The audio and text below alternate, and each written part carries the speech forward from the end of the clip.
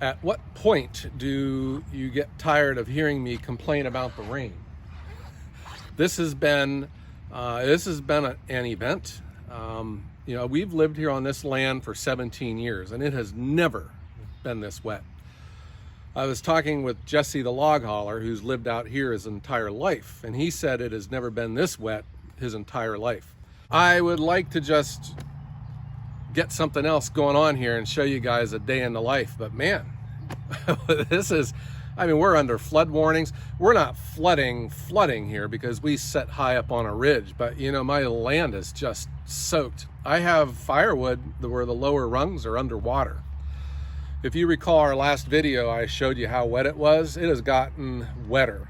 It's been that bad. I still have been able to make some firewood. I've had to change where I've been stacking it because I just can't get back there now. Everything off that timber road is underwater. And we're still not far enough back towards the pine trees, to move production back there. So when I was trying to get away from stacking wood in this area by the barn, that's where I'm going right now. Everything that I'm making is getting stacked there just because I can get to it. To show you how bad it's been, guys, my barn's flooding out.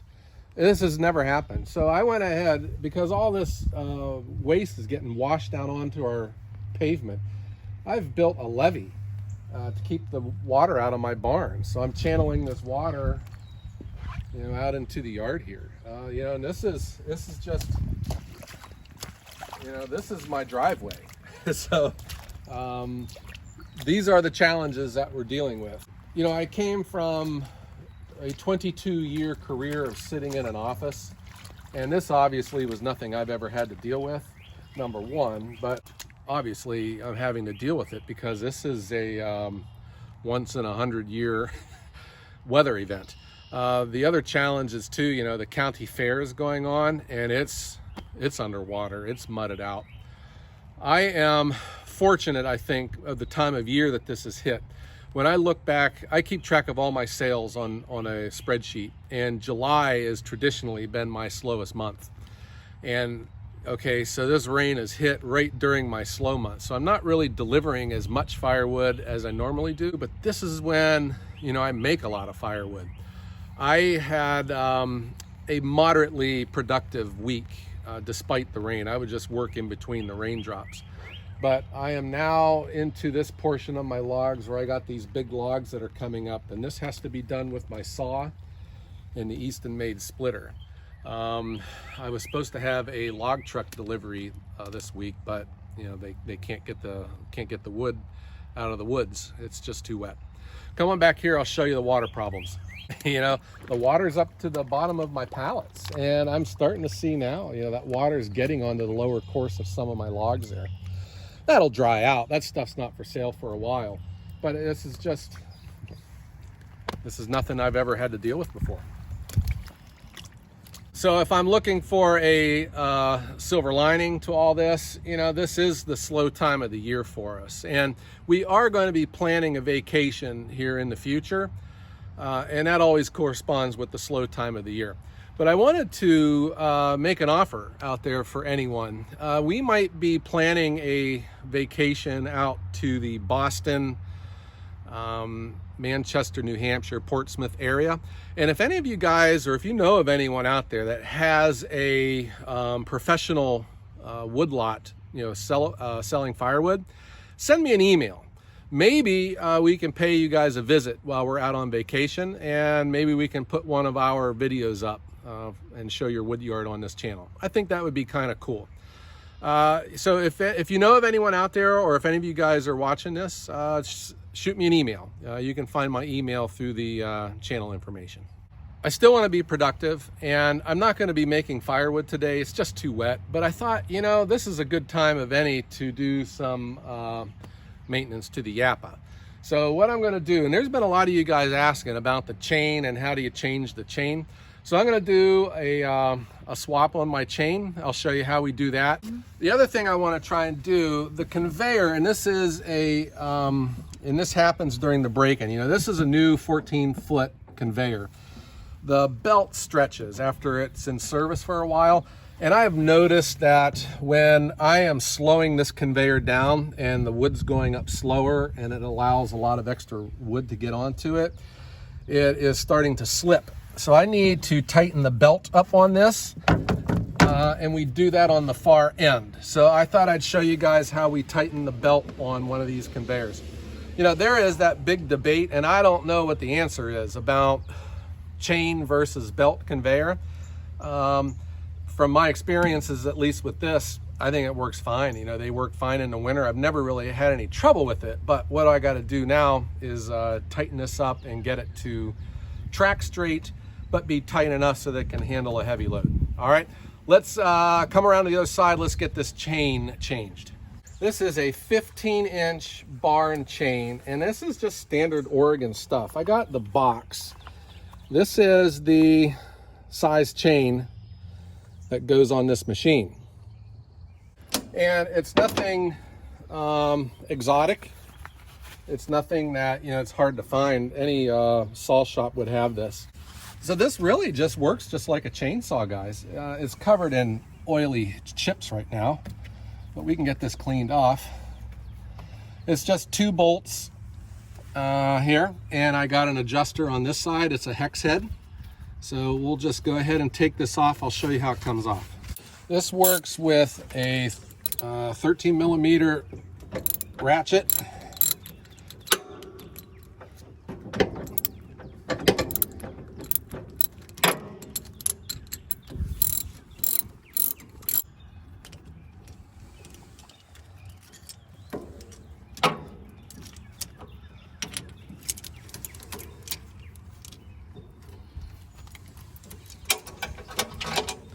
All right, I'm gonna pay attention. I'm gonna flip this bar to go the other way for my next chain. So I'm gonna have it going on upside down.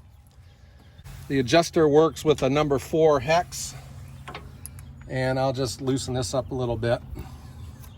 All right, so I can clean this off, and it's starting to rain a little bit. Go figure. I'm gonna take this in the garage. I'll clean the grooves out, and we'll get this nice and clean so that it oils good. And here is the new chain. I got this sharpened from a buddy.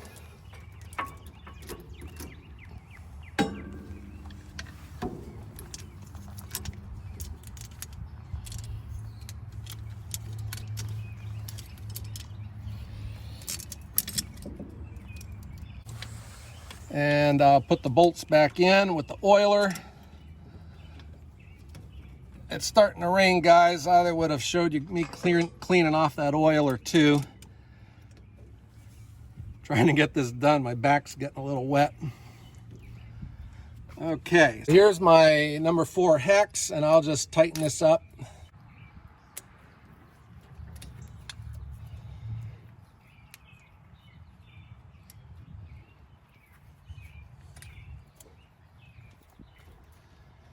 And then snug up the bolts.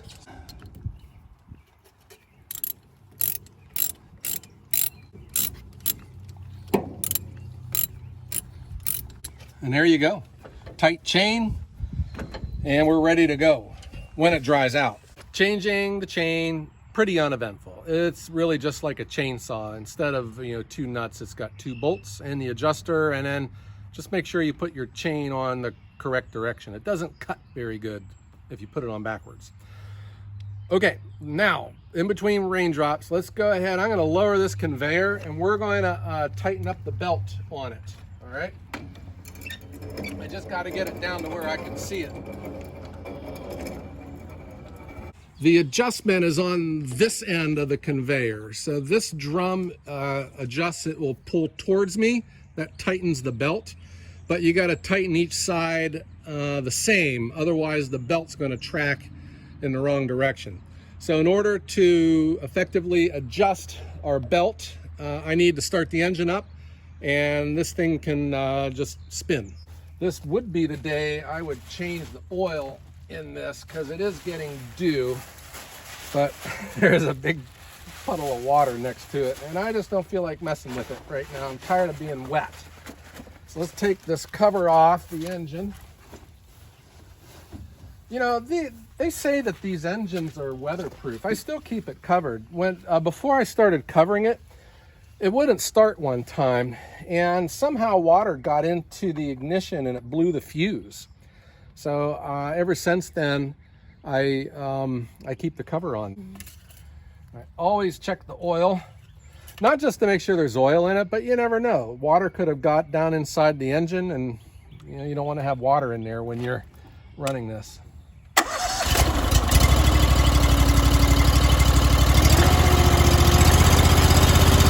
If you've been with this channel for a while, you know that I had a shorter conveyor on this. I had the 7.5 foot.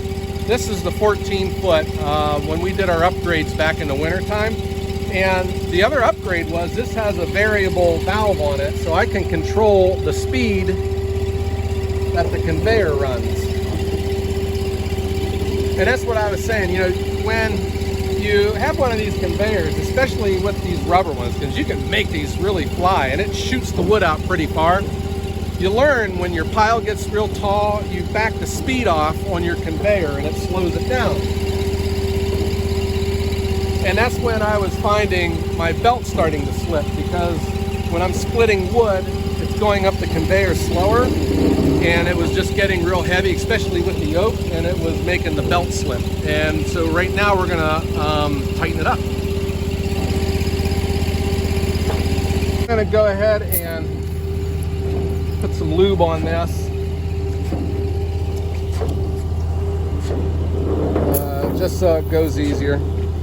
So in order to do this, you have to break this nut loose, and you have to back it off, because this is going to be our adjuster.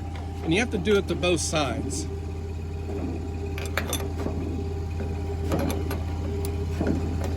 So we're going to give ourselves some space. And we got to do the same thing to the other side.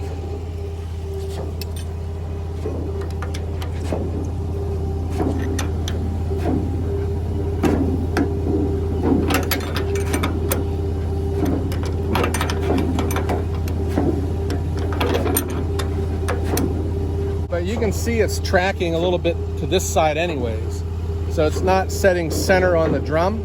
So I have to move both sides. I have to tighten both sides, but I need to tighten this side a little bit more, which gets the belt to move over. Let me show you what I mean.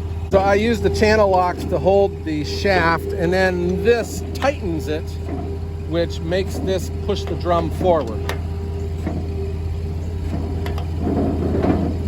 So when I start tightening this, you can see that this belt then is going to start tracking to the other side.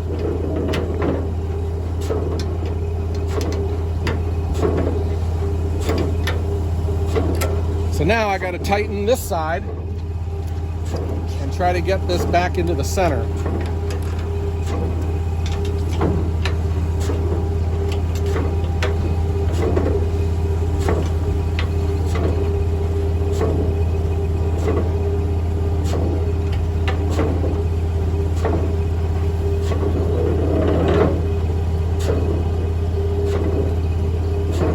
So I went a little bit too tight on this side, but I wanted to snug this up some more, so I'm going to tighten this side again.